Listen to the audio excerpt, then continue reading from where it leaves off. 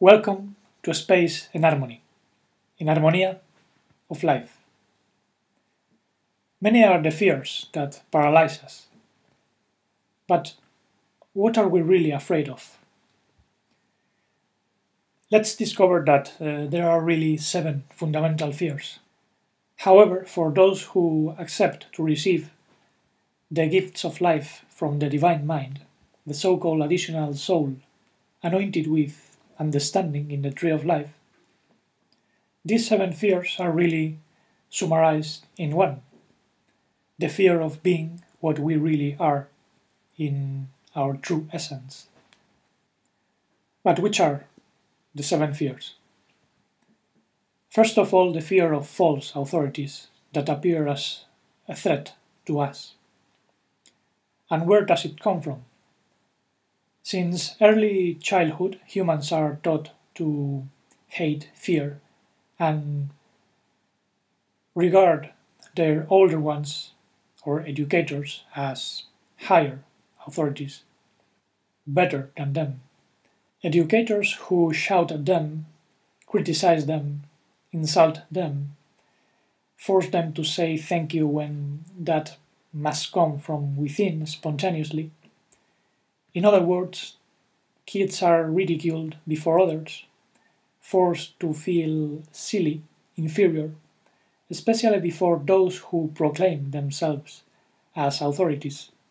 False authorities, because in reality, a child's mind is purer and can not only learn faster, but also open up more easily to the divine love for truth. Notice how they ask many questions constantly. And their mind is also more open to the creative, spontaneous life that wants to be born through them. If you do not become like little children, you will not enter the kingdom of heaven, said Yeshua.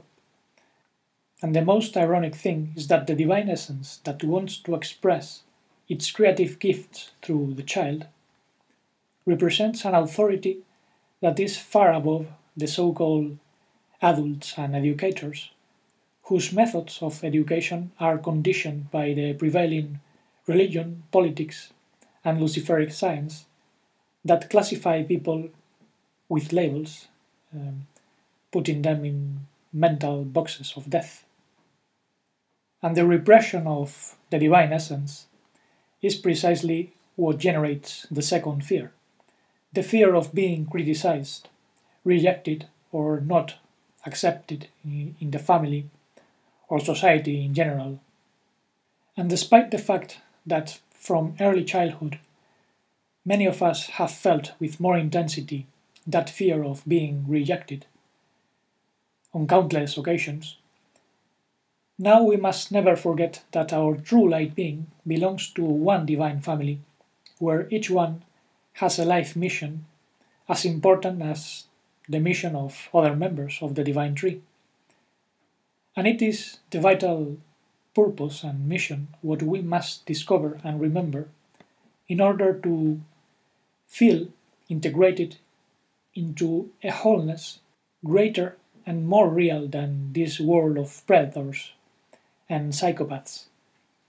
And as beings of light on earth, we must remember that we came to help, to bring light, even though many don't understand us and spit on our face, or even want to control us as if we were dogs. In the third place, we have the fear of not knowing, not having enough, not being good enough, precisely because we consider ourselves inferior or even unworthy. But isn't this a way of feeding the sense of lack and indignity we absorbed during childhood? If our true being is really a cell in the tree of life, it is an expression of the wholeness of being, so it doesn't lack any bit of loving truth and life, and there is nothing that we cannot overcome with this inner brilliance. We just have to reconnect in the tree of life and remember its divine mind paths. The level of our being attracts the experiences we live, and we can transcend. We are never given anything above our true possibilities.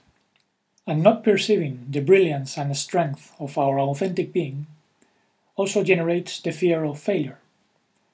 And is this not ignoring that the divine will is infallible and we should only open ourselves to its effectiveness? May your will be done on earth as it is in heaven, said Master Yeshua. So we are not meant to ask for something we don't have, but rather open ourselves with humility to receive our gifts and command the expression of our fullness, giving the best of ourselves. Only when we do not give our best, we fall into the fifth fear, which is fear of losing family acceptance, money, or prestige in society if we do what our divine spark is asking us to do. Now, how are we going to lose when everything necessary has been given to us and is meant to be expressed? You were blessed with every blessing in the one anointed with full understanding. It was said in the non-falsified scripture. We have been given the capacity to be healed even by the real life of our authentic being. But ignoring this makes us feel weak and also fills us with fear of pain and illness. And no healing can begin if we do not assume the strength of our true light inside, a light which overcomes all pain. Pains that are nothing but negative memories that can be overcome with greater positive memories. Without understanding this, some have been able to cut off even a hand or an arm to escape death. In the mountains, there are many documented cases. So powerful is life when we feel it fully inside. And finally, we have the infamous and wrongly called fear of success. But I will tell you another truth. There is no such thing, because success can never be the problem. It is the acquired personality what fears, like a swine, to leave the comfort zone with shadows that are terrified by the light of our true essence. The false in us fears to let us be what we should be. The enemy is really within, not outside, as you can see. So, what should we be? Before Abraham was, I, Ena, said Yeshua to the Pharisees in Aramaic language. We must be expressions of the divine name, the universal man or expressive body of the infinite being. And this name, as was fully demonstrated by Yeshua, is the love that opens space to the truth without falsehood, to the spontaneous creative life that unites everything within the calm of the soul. Recovering such name means to connect with our divine head, the mind of the Messiah, or the one anointed with understanding, if you wish. So, overcoming all fears consists in not taking the name I am in vain, the name of being in vain.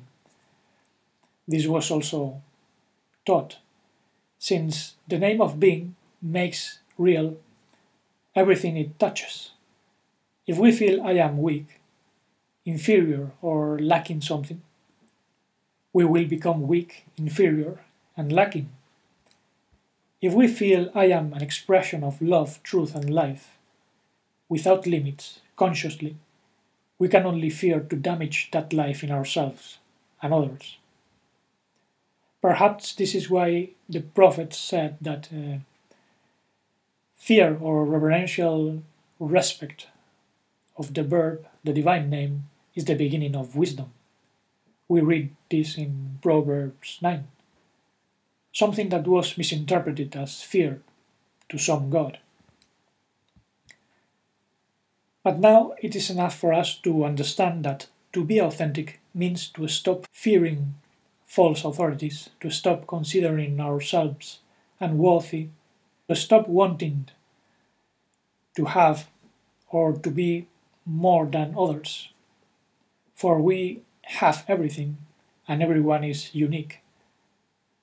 To stop criticizing without foundations and stop hating everything that bothers our whimsy personality. In short, stop being mere homo animals, humus, going beyond the religious feelings that degrade us, overcoming the politics and sciences of the world that infuse so much terror, imposing themselves over the weak. There is a lot of that already.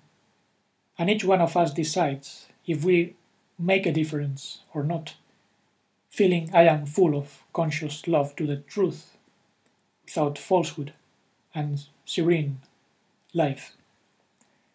Now, if you feel lost and are interested in discovering your true vocation and vital purpose on earth, overcoming fearful shadows and unraveling the limitations hidden behind your personal name, imposed socially from the day you were born, if you want to rediscover personal paths from the tree of life, the true divine family, you can contact me on the web of Vital Orientation. Below you have the links. Subscribe to the channel if you wish to receive weekly videos, and leave your comment if you wish. And never forget that only in Harmonia are we beings full of love to the truth of life in calm. See you next time.